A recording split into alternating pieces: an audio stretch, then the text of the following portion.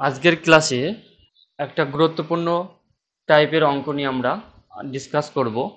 এই টাইপের অঙ্কগুলো বিগত বছরের পরীক্ষাগুলোতে বারবার এসেছে এবং আপকামিং যে এক্সাম হবে এক্সামগুলোতে অঙ্কটি আসার সম্ভাবনা, এই টাইপের অঙ্ক আসার সম্ভাবনা প্রবল।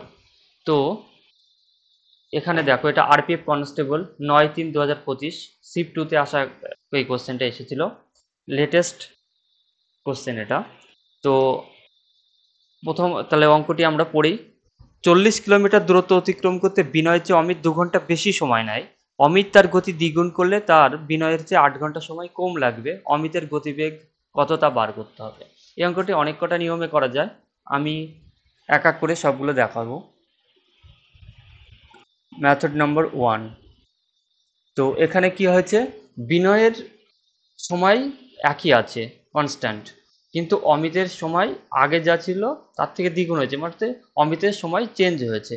তো বিনয়ের সময় মিডলে আছে, এটা হলো বিনয়ের সময় যদি হয়, তাহলে অমিতের সময় এর থেকে প্রথম ক্ষেত্রে 2 ঘন্টা বেশি লাগে।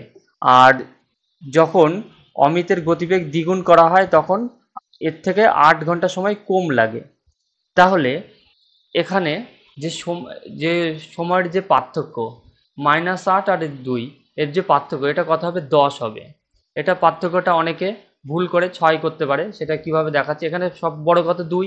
এই 2 থেকে -8 বিয়োগ করতে হবে, তাহলে 2 মাইনাসে মাইনাসে মাইনাসে প্লাস হয়ে যাবে, 2 আর 8 যোগ করলে 10। তাহলে এদের মধ্যে যে সময়ের পার্থক্য সেটা আমরা পেয়ে গেলাম কত, 10। সময়ের পার্থক্য হলো 10। 1 সেকেন্ড। সময়ের পার্থক্য তাহলে 10, এটা ক্লিয়ার। এবার দেখো, এখানে অমিতের গতিবেগ, অমিতের সময় চেঞ্জ হয়েছে, অর্থাৎ অমিতের অমিতের গতিবেগ চেঞ্জ হয়েছে। অমিতের গতিবেগ যদি প্রথমে 1 থাকে, পরে হয়েছে 2। আর তাহলে এখানে আমাদের মনে রাখতে হবে, গতিবেগের যে রেশিও হয়, সময়ের রেশিও তার উল্টো হয়। তাহলে এখানে টাইমের রেশিও কি হবে, 2:1। তাহলে টাইমের রেশিও 2:1 বলতে আগে যদি 2 ঘন্টা সময় লাগে, এখন লাগবে 1 ঘন্টা, অর্থাৎ পার্থক্য কত, সময়ের পার্থক্য এক এক একক, এখানে ইউনিট ঘন্টা, এখানে ঘন্টা হতে পারে, যা খুশি হতে পারে। তো এখানে সময়ের পার্থক্য 1, আর এখানে সেইটাই বার করেছিলাম কত, 10। তাহলে 1-এর মান আমাদের 10। 1-এর মান যদি 10 হয় তাহলে 2-এর মান কত হবে, 20। এই 20টা হলো কি, এই 20টা হলো প্রথম ক্ষেত্রে অমিতের সময়, অর্থাৎ প্রথম ক্ষেত্রে অমিত সময় নিতে হবে তাহলে কত, 20 ঘন্টা। তো এখানে দেখো, টোটাল ডিস্টেন্স হলো 40, অমিত সময় নিয়েছে 20 ঘন্টা, তাহলে অমিতের গতিবেগ কত, 2 দিয়ে 2 ঘন্টা, 2 কিলোমিটার পার আওয়ার, 2 ঘন্টা, 2 কিলোমিটার পার আওয়ার হলো অমিতের গতিবেগ। এবার এই অঙ্কটা যদি এখানে বিনয়ের গতিবেগ চেত, তাহলে আমরা কি করে বার করতাম। দেখো, এখানে প্রথম ক্ষেত্রে অমিতের সময় লেগেছে 20 ঘন্টা, তাহলে বিনয়ের কত লাগবে, বিনয়ের লাগবে 2 ঘন্টা কম লাগবে, অর্থাৎ 18 ঘন্টা লাগবে। 18 ঘন্টা সময় লাগবে বিনয়ের। তাহলে বিনয়ের গতিবেগ আমরা কি করি, টোটাল ডিস্টেন্স কত, 40, বিনয়ের সময় লেগেছে 18 ঘন্টা, তাহলে এর গতিবেগ হবে কত, 2 দিয়ে 20 আর নিচে 9, 20/9, পূর্ণ ভাঙলে কত হবে, 9×2 = 18, 2×2 = 9 হবে, কিলোমিটার/আওয়ার হবে বিনয়ের গতিবেগ। এটা হলো মেথড নাম্বার 1।